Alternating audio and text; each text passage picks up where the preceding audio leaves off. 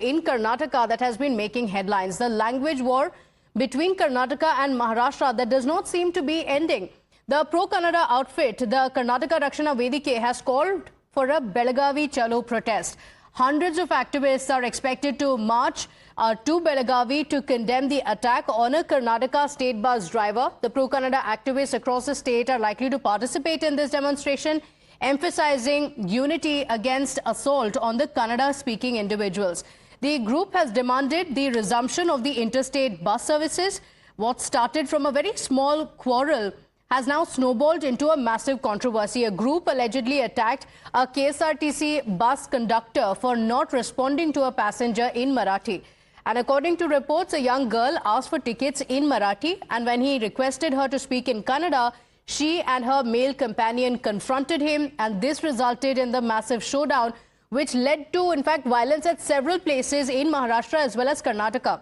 The interstate bus services were also then later suspended.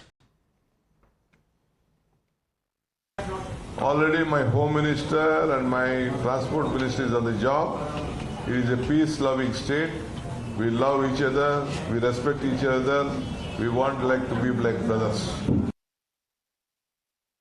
No, it is very unfortunate somebody attacking a Kannada driver only because he did not speak the Marathi. Such divisive agenda should not be entertained. The people who assaulted the conductor must be punished very severely. And also the Maharashtra government should ensure the protection to the Karnataka KSRTC buses. I saw a photo of our buses being attacked by the hooligans. That should not happen. Fringe elements are out to destroy the harmony of our state. It should end here. मुझे लगता है कि ये transportation वैसे ही जाना रोकना ये avoid करेंगे तो अच्छा होगा, क्योंकि कई महाराष्ट्र के लोग कर्नाटक में कुछ न कुछ इशू पर जाना आना पसंद करते हैं, आवश्यकता भी होती वहाँ से लोग यहाँ आते हैं। इशू जो है बेसिक इशू इस पर चर्चा हो सकती, मगर इसके लिए जाना आना रोकना ये कहा तो ठीक है, ये सोचने की आवश्यकता। Now, the pro-Kannada groups are all set to proceed towards Belagavi and the tense situation. The Karnataka Deputy Chief Minister saying that he is maintaining a close watch on the situation and said that ministers are also looking at the situation on the ground. In fact, the BJP has also maintained that fringe elements must not be allowed to go on a rampage and indulge in such attacks. In fact, we have breaking updates now coming in amid the language war between Maharashtra as well as Karnataka. Pro-Kannada activists has stoked a new controversy. Narayanagowda has made a big statement slamming the MES, saying the Maharashtra organization is like terrorists. That's the statement being made by the pro-Kannada activists. Listen in.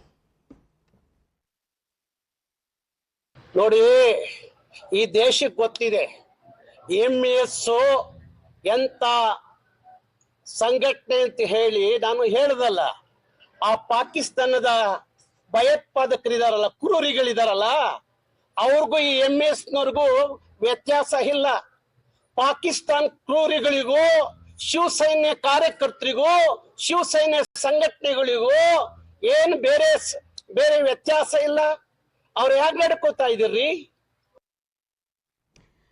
So Deepak continues to say live with us. Deepak, what is expected today? Because the issue between Karnataka and Maharashtra, it's a decade-old issue. It's been there for several decades now. A small argument escalated to interstate tensions with buses also being suspended. What's the latest? What's expected today? Yes, anything that happens in connection to Marathi and Kannada, especially in the border areas of Belagavi, of course, you can expect it to snowball into quite a controversial topic. And right, that's exactly what has happened. What started off as an assault on a conductor and a scuffle that happened inside a bus has now snowballed into such a huge controversy. Pro-Kannada activists lining up in Belagavi for a protest.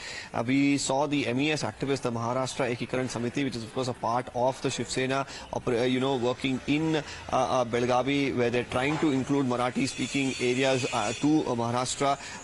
Opposing that, of course, is the pro-Kannada activists. And now with the buses being stopped, with some of the drivers being assaulted, made to shout Jai Maharashtra slogans, this has not gone down too well with the pro-Kannada activists, who are now, comparing them to terror groups in Pakistan, where they are saying that, the behavior that was shown by some of these activists to stop a bus, get hold of the driver, heckle him, put saffron powder on his face, make him forcibly shout Jai Maharashtra.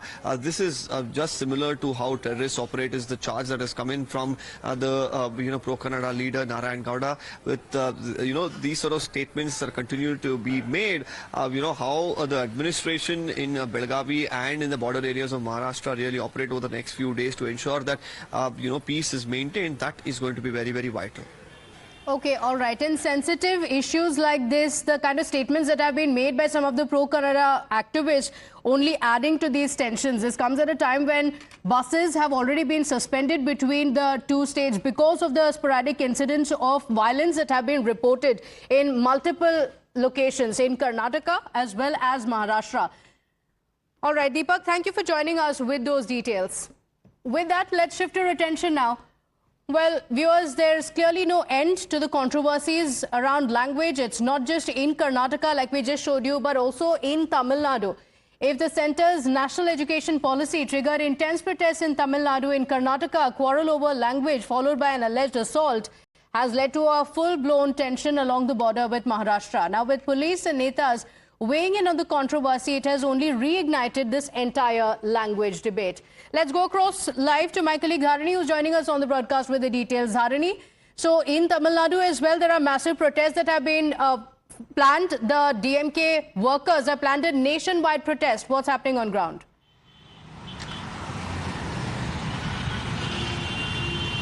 The DMK's student wing will be holding a statewide protest across Tamil Nadu today against alleged Hindi imposition and the national education policy. This protest is expected to start around 10:30 p.m. and in Chennai alone, this protest will happen in 6 different locations, and top leaders from the DMK students wing, they'll be leading this protest is what the party has told. But meanwhile, we have a breaking news for our viewers. In fact, Chief Minister M.K. Stalin has written a letter to the cadre of DMK amid Hindi imposition row.